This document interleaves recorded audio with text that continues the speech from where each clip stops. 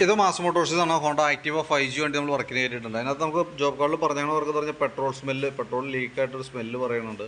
Speedometer checkup, അതേപോലെ വണ്ടി load വെച്ച് ഓടുന്ന സമയത്ത് ബാക്ക് സൈഡിൽ നിന്ന് ഒരു സൗണ്ട് വരുന്നുണ്ട്.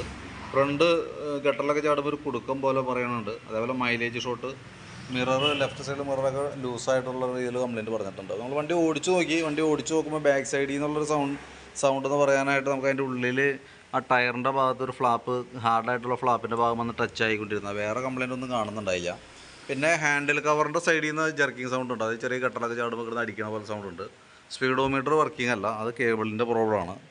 സ്പീഡോമീറ്റർ കേബിൾ പൊട്ടിപ്പോയേക്കാണ്. അപ്പോൾ അത് നമുക്ക് മാറ്റിയിടണം. അതൊക്കെയാണ് മെയിനായിട്ടുള്ളത്. പെട്രോളിൻ്റെ സ്മെല്ല് പറഞ്ഞു നമ്മൾ നോക്കി. കാർബറേറ്ററിൻ്റെ ഭാഗം നമ്മൾ അയച്ചു, എൻജിൻ കവർ പൊക്കി നമ്മൾ നോക്കിയതാണ്.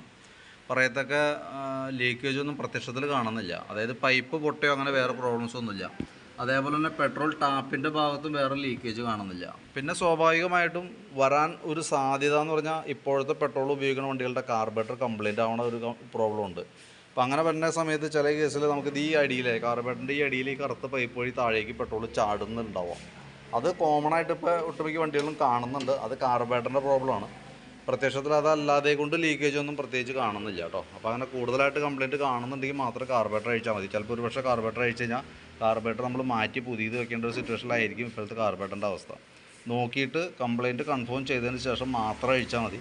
കാരണം ഇപ്പോൾ നമ്മൾ അഴിച്ച് വെറുതെ ക്ലീൻ ചെയ്ത് കയറ്റി കഴിഞ്ഞാൽ ചിലപ്പോൾ വരാൻ നിൽക്കുന്ന കംപ്ലയിൻ്റ് ചിലപ്പോൾ അത് പെട്ടെന്ന് വന്നേക്കാം.